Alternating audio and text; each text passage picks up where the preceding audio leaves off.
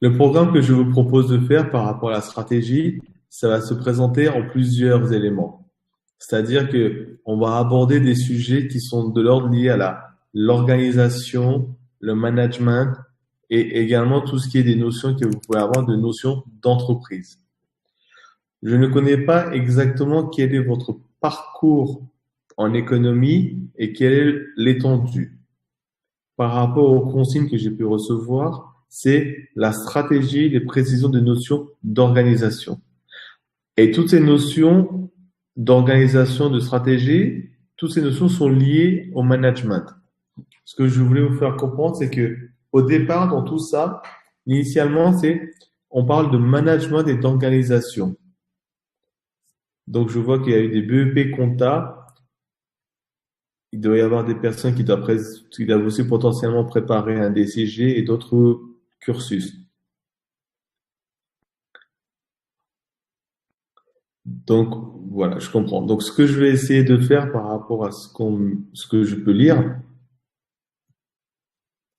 voilà, je vais essayer d'utiliser je vais essayer de voir un spectre assez large et de donner des exemples à chaque fois.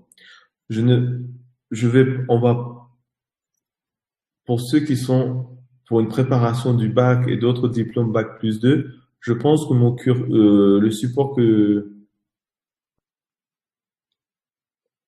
pour ceux qui sont en train de préparer des éléments liés à un examen comme le bac, je pense que mon support, sans être, voilà, pourra être un bon outil pour la révision puisque j'ai essayé de voir assez large, sauf que j'ai pas pu voir. On ne peut pas en 1 heure aborder l'ensemble des sujets de l'économie, que ce soit pour un bac ou un BEP ou bien un BTS ou bien d'autres matières.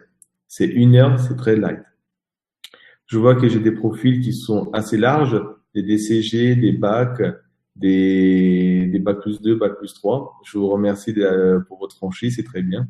Donc, je pense que je vais essayer de pouvoir répondre à l'ensemble des personnes. Avec cette introduction, donc c'est pour ça que je vais aborder plusieurs sujets pour venir à la stratégie et quelle matière et quelle utilité de ces éléments-là qu'on peut mettre en place dans une gestion d'entreprise. La démarche qui est aujourd'hui précisée dans cette stratégie, c'est comment appréhender et préparer et quel meilleur diagnostic on peut faire dans une société afin de proposer la meilleure des solutions et aussi répondre aux aléas de l'environnement qui nous entoure. Ce qu'il faut savoir, une chose fondamentale, on va commencer par ça. Je vous mettrai à disposition tout à l'heure les supports, ne vous inquiétez pas. Mais ce qu'il faut savoir principalement, c'est que le management et l'orientation et l'organisation en elle-même, ce sont deux notions qui sont étroitement associées l'une à l'autre. En pratique et en théorie, qui dit management dit organisation. Et il faut savoir une chose très importante, c'est que de la qualité du management vont dépendre le degré de réalisation des objectifs de l'organisation, de sa stratégie et de sa performance. Il est donc essentiel de bien définir l'espace organisationnel avant d'étudier le concept de management. Parce que le management dans une société d'économie, c'est la base même de tout. Toutes les décisions, toutes les solutions stratégies qui seront adoptées par la suite ont une base managériale. Et c'est pour ça que j'insiste au début de ce slide, de cette formation, sur la notion de management. Je vais vous mettre à disposition le slide, comme ça vous pourrez suivre en même temps que moi. L'introduction, c'est ça, c'est le management et l'organisation. Donc, le côté management, c'est une notion qui est fondamentale afin de bien comprendre que ça aura des impacts sur l'ensemble des décisions qui seront prises, aussi bien au niveau stratégique que diagnostique. Et l'ensemble des principes qu'ils ont basés sur des économistes qui peuvent être français, américains principalement, qui ont été des sources d'inspiration et qui ont modélisé les modalités de fonctionnement des structures qui peuvent être comme l'entreprise. Donc, le mot organisation, c'est un peu qui est ambivalent. Il désigne tout à la fois une entité créée pour conduire une action collective. Il faut savoir une chose, c'est que l'organisation, c'est quoi? L'organisation, ça peut être une entreprise, c'est aussi une organisation, une association à but non lucratif, un hôpital, un parti politique, une collectivité. C'est énormément de choses.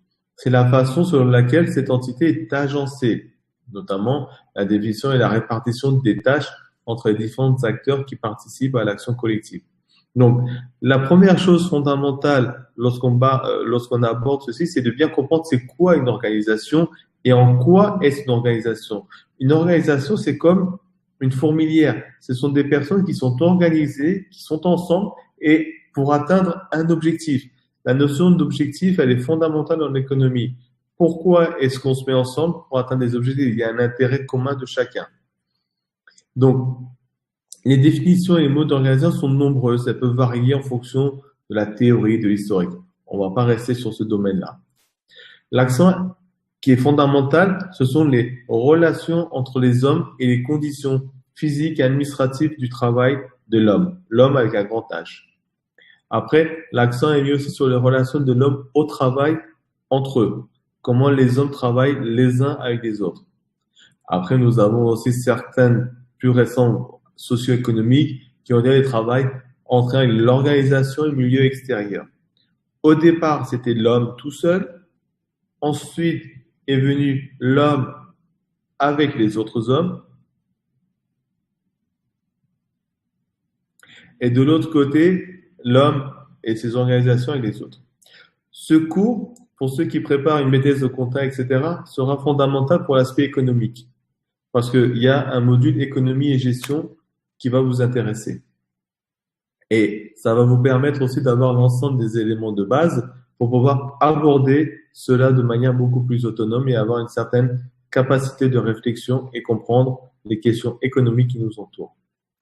Le management, ça a commencé aux États-Unis. C'est quoi le management? Comment on peut faire? Je vais essayer de synthétiser pour aborder les sujets qui sont plus intéressants. J'ai mis en rouge. Le management repose sur 4 activités. Planification, organisation, direction et contrôle. Ces 4 notions sont à la base même du management et de la stratégie. Lorsqu'on parle de stratégie d'organisation, on parle de management.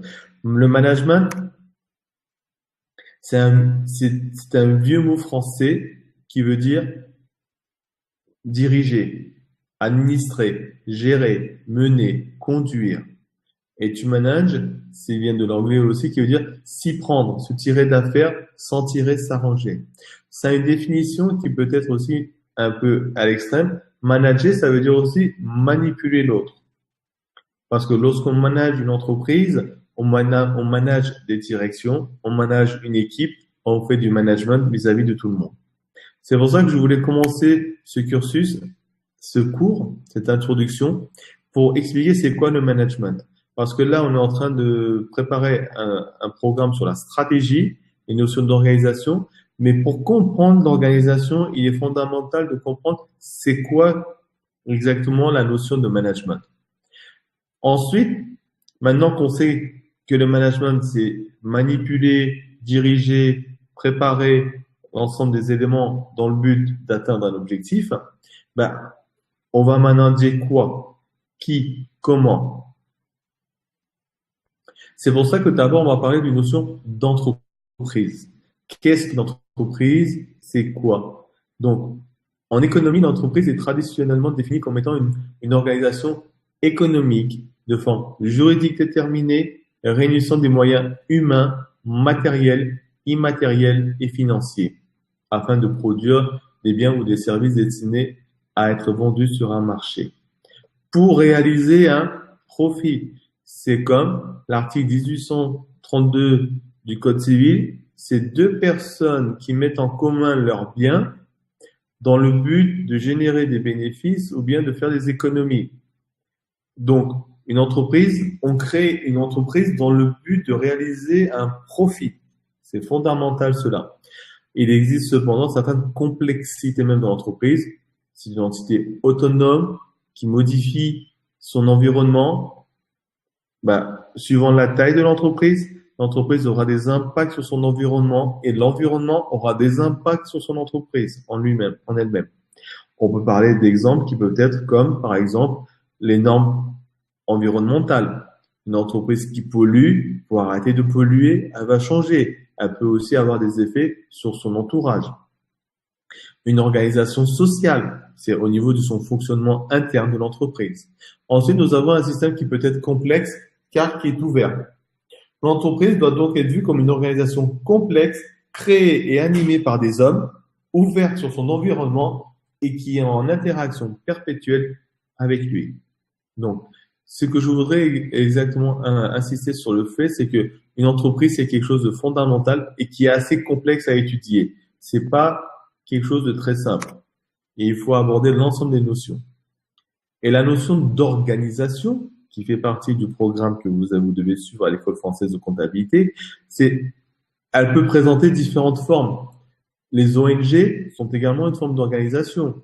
Les entreprises publiques, l'État est une organisation. Et ce sont des structures qui sont au cœur même du fonctionnement de notre économie. Donc, attention à cela. Donc, ce qui est important en introduction, le management, nous avons vu, et l'organisation, maintenant que nous voyons à quoi cela ressemble et ce que c'est important de déterminer le périmètre d'action de notre économie. Donc, dans le langage courant, il est fréquemment utilisé sans discernement les termes d'organisation, d'entreprise, d'institution ou firme pour désigner la même chose, l'entreprise, la société, l'institution. Il existe des caractéristiques très spécifiques des organisations. Il y a quatre principaux éléments qui caractérisent une organisation. Ce sont une hiérarchisation des éléments. Ce qu'on peut dire, c'est la division du travail, l'existence d'une hiérarchie, les règles officielles et la stabilité. Cette stabilité qu'on fait allusion, elle doit également durer dans le temps. C'est pas une stabilité qui dure pendant simplement 3 secondes. Et de l'autre côté, nous avons également des formes d'organisation qui ont été prédéfinies aussi au niveau économique et historique et par l'INSEE, secteur primaire, secteur secondaire et secteur tertiaire. Ces secteurs ont été édictés par l'INSEE. On peut considérer que dans le secteur primaire, dans ce secteur, on regroupe toutes les entreprises qui opèrent essentiellement dans des secteurs extractifs comme l'agriculture, la pêche, l'industrie. Dans le secteur secondaire, on regroupe les entreprises qui s'occupent de la transformation des consommations intermédiaires, matières premières en produits finis. Et le secteur tertiaire, ce sont les entreprises qui regroupent des services essentiellement composés de banques, d'assurances, d'enseignement, des prestations de services. Tout ce qui est immatériel. Donc, tout ce qui est secteur primaire, c'est tout ce qui est lié à l'agriculture et à la matière première. Le secteur secondaire, c'est tout ce qui a lieu de transformation de la matière première en produits finis. Et dans le secteur tertiaire, nous regroupons l'ensemble des entreprises qui sont en lien avec des prestations de services immatérielles. Vous voyez cette notion, voilà. Donc, cette notion d'organisation est fondamentale afin qu'elle s'adapte en fonction de la taille de l'entreprise.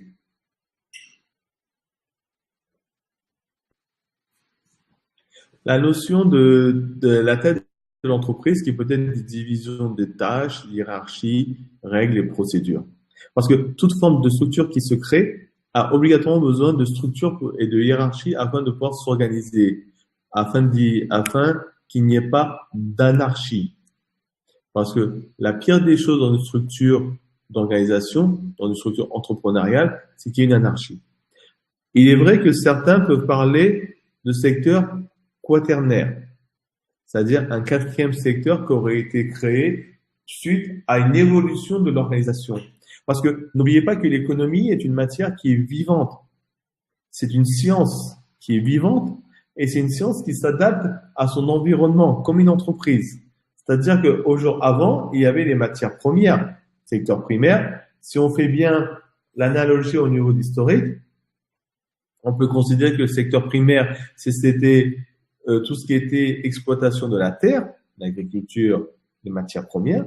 Le secteur secondaire, c'est tout ce qui est venu plus tard, avec l'industrialisation et la transformation des matières. Et ensuite, De l'autre côté, nous avons le secteur tertiaire, tout ce qui est prestation de services.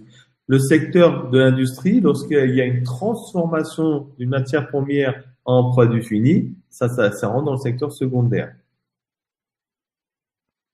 Donc, lorsqu'on transforme de la matière, c'est le secteur secondaire qui rentre dedans.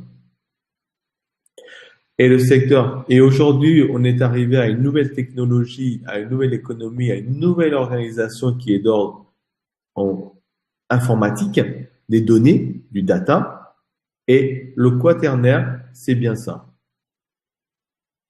Et il y a une de vos camarades qui demande les magasins, on les classe dans quoi? Les magasins, on les classe dans le secteur tertiaire, puisqu'ils rendent une prestation de service. Ils ne transforment pas la matière. Et ils sont pas dans le secteur primaire, parce que c'est pas eux qui vont aller récolter les produits qui vous sont vendus. Ils vous rendent service. C'est bien un service qu'on a. Donc, s'il n'y avait pas de magasin, vous auriez été dans une autre entité qui vous rendrait ce service. Donc maintenant, on va aborder l'un des sujets aussi qui m'a été demandé de vous présenter, c'est le diagnostic stratégique. Attends, là, on va passer quaternaire égale quatrième secteur, oui. Et les ventes sur Internet, on me demande, ça fait partie de quel secteur? La question qu'il faut se poser, c'est qu'est-ce que je fais sur Internet? J'achète une matière première, c'est une entreprise qui est derrière. Cette entreprise, qu'est-ce qu'elle fait? Elle me rend un service. Donc, je le mettrai plutôt dans le secteur tertiaire. Comme lorsqu'on va chez le coiffeur.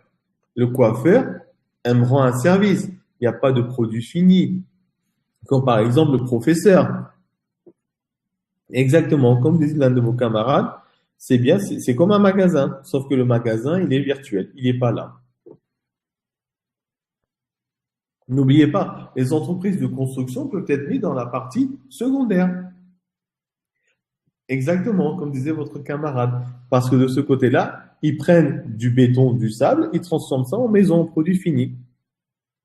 Cette notion de primaire, secondaire, tertiaire est très importante et ne pas se tromper.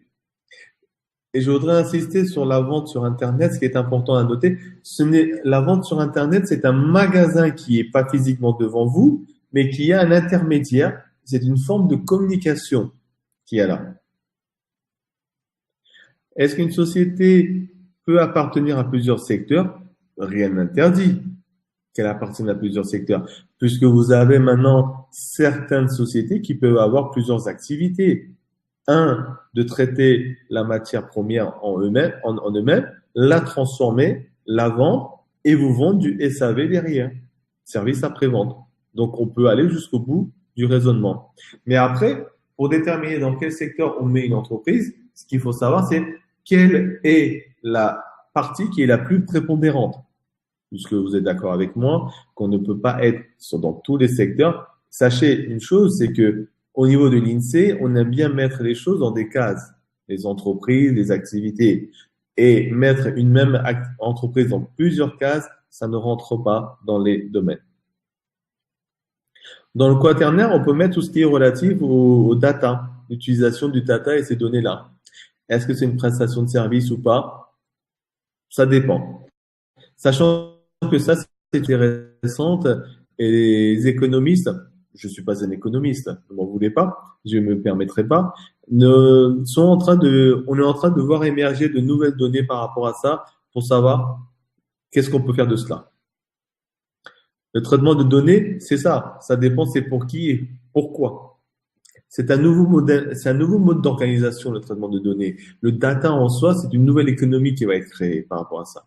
Mais nous, on va revenir au terre à terre, si vous voulez bien. Ce qui est intéressant, on va revenir à notre diagnostic stratégique. Maintenant que nous avons vu ce que c'était que le management, ce que c'était de l'autre côté, tout ce qui était la notion d'organisation. Maintenant, là, voilà. On va maintenant aborder la question du diagnostic stratégique. Comment l'entreprise va répartir ses ressources afin d'atteindre des objectifs permettant d'atteindre son but. Son but, c'est quoi son but? Sa mission, son métier.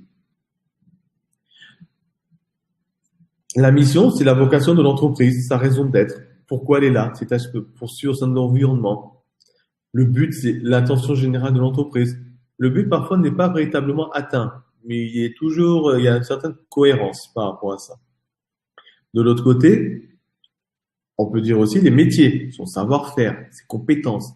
La notion de stratégie, elle renvoie à un raisonnement de très haut niveau hiérarchique qui va engager l'entreprise dans pas mal de domaines et sur le long terme. Une stratégie se définit toujours sur le long terme, jamais sur le court terme. Mais on peut distinguer trois grands types de niveaux de décision dans l'entreprise. Des décisions stratégiques, des décisions d'organisation et des décisions opérationnelles. Les décisions opérationnelles sont au niveau, on a des conséquences qui sont à taille réduite et à très court terme par rapport à ça. C'est pas des choses qui vont avoir des conséquences à très long terme. Ça va être des décisions qui vont avoir un effet réactionnel assez rapide. Alors que les décisions d'organisation, tactique, administrative, c'est un niveau on dit qu'il est intermédiaire parce que ça engage une seule partie de l'entreprise. Voilà. Par exemple, on peut changer une forme d'organisation interne. On peut dire, par exemple, un service financier, un service de logistique, un service administratif. On peut changer qu'une seule organisation. Et là, alors que la décision stratégique, elle va engager la structure, l'entreprise, l'organisation à très long terme. On va aller dans cet objectif-là afin d'atteindre cet objectif. Donc, on va fixer en l'ensemble des acteurs, des hommes, une vision à long terme. On va amener l'ensemble des personnes vers ce chemin-là. Donc, la stratégie n'est autre que la manière de collecter l'information, de la partager les idées et d'envisager en commun des voies de développement pour assurer une rentabilité durable. Cette notion de rentabilité durable, vous allez la retrouver à chaque instant. Pourquoi on crée une entreprise? Pour une question de rentabilité. Quel est le but de cela? Et c'est pour ça qu'il y a eu des économistes qui ont pu mettre en place des principes, des théories, comme la règle des 4 P stratégiques de Monsieur Cutler, qui a décrit cette démarche stratégique. Les 4 P, on peut les résumer par probe, pour explorer. Je ne vais pas vous lire en anglais si vous êtes d'accord. Prioritize, choix prioritaire. Partition, segmenter. Position, pour positionner. Mon anglais n'est pas excellent, vous m'en voudrez pas, s'il vous plaît. Donc, les 4 P, c'est explorer, des choix prioritaires, on segmente et on positionne. On va aborder ces sujets-là un peu plus tard grâce à d'autres économistes. D'abord, explorer, c'est quoi? On regarde la situation du marché de l'entreprise au départ, avant de faire quoi que ce soit. Ensuite, on choisit les domaines de priorité. Qu'est-ce qu'on va atteindre comme objectif en premier, sachant qu'il est important de noter qu'on ne peut pas tout faire en même temps. Ensuite, suivant le choix qui sera affecté, on va utiliser ou pas telle ou telle position. Pour chaque élément qui sera choisi, on va utiliser, analyser les contextes qu'il peut y avoir au niveau concurrentiel liés à l'organisation. C'est pour ça qu'on va bien choisir des bons éléments afin de ne pas se tromper et d'avoir des complications. Ensuite, le positionnement de nos produits par rapport aux concurrents. Donc, le premier point étant l'exploration de l'environnement et des ressources de l'entreprise. Besoin par la suite de faire une analyse externe. Donc, et aussi une analyse interne. Donc, l'analyse externe leur permet de mettre en exergue toutes les opportunités et les menaces, et l'analyse interne, les forces et les faiblesses. Et on pourra faire ça maintenant. Et notre cher ami Michael Porter nous a mis en place ceci par rapport à l'analyse des forces concurrentielles. C'est la concurrence intrasectorielle au sein même de la structure du secteur, le pouvoir de négociation des fournisseurs, parce qu'on ne peut prendre des décisions que si de l'autre côté on a ou pas un pouvoir sur les fournisseurs, baisser les prix, tout simplement, pour avoir une plus grande quantité. Le pouvoir de négociation du client, est-ce qu'on peut augmenter ou pas les prix de vente? Est-ce que le client va accepter ou pas? Après, les menaces des produits de substitution. Les produits de substitution, c'est que de l'autre côté, parmi ces 5 forces, on dit que est-ce que quelqu'un ne va pas mettre autre chose à la place? Des copies, par exemple, ou d'autres personnes qui vont mettre en place la même chose. Comme par exemple, on a les téléphones portables, les iPhones avec l'écran tactile, sans citer de marque. On a de l'autre côté le système des applications sur les téléphones tous les autres concurrents l'ont pris et ils ont mis la même chose. Il y a eu des copies aussi. Il y a aussi une menace des entrants potentiels. C'est-à-dire qu'il faut faire aussi attention. Si on va sur un marché, est-ce qu'il n'y a pas d'autres personnes qui vont venir sur le marché? Parce que si un marché est porteur, ça va peut-être attirer l'attention d'autres personnes. D'où le fait de faire attention à cela. Ensuite, nous avons également la macro-environnement. Et pour cela, on peut utiliser. Il y a un de vos camarades qui dit si on peut faire ça sous forme d'abscisse. Je vais vous montrer un petit schéma que vous allez voir après qui va nous permettre de faire cela. Comment on fait, comment et pourquoi. Donc, on a également un autre économiste, c'est la méthode Pestel, qui symbolise cela en 6 grands facteurs généraux. Politique, économique, socioculturel, technologique, écologique et légal.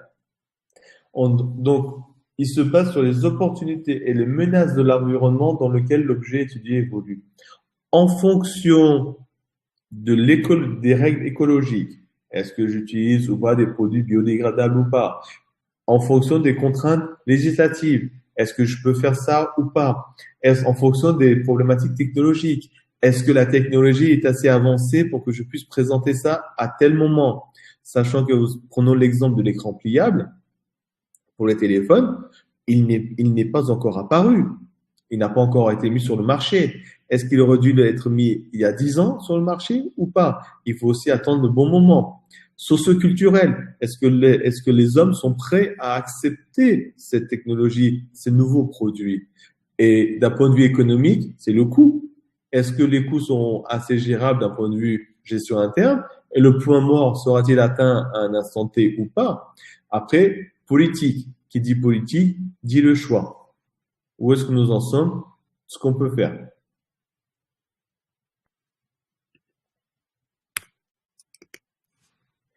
Dans cette analyse externe, c'est ça. On regarde ce qui se passe à l'extérieur de l'entreprise. Ceux qui peuvent avoir un impact sur son entreprise et sur son mode de fonctionnement.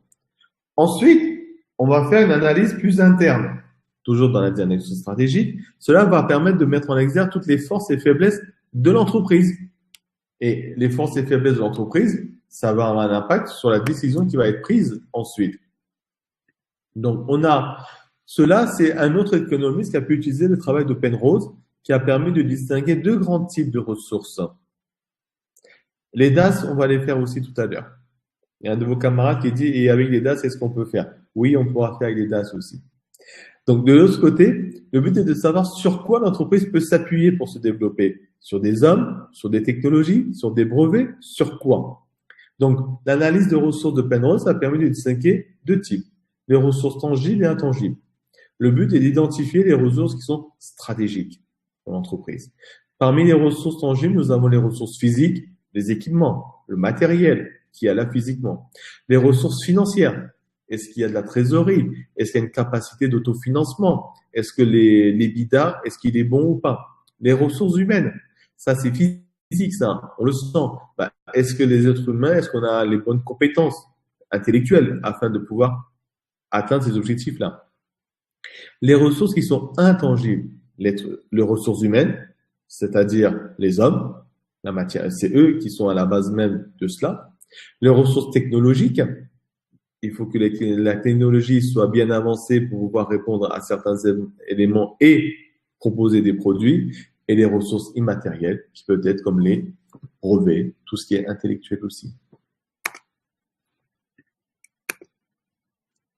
Donc, l'analyse de compétences nous aura permis, à l'aide du travail d'un autre économiste, d'autres économistes, Hamel et Prahala, de mettre à cela aussi cette analyse des compétences. Elle permet d'analyser les capacités de l'entreprise à utiliser et déployer ces ressources. Les auteurs distinguent 3 types de compétences, générales, spécifiques, transversales.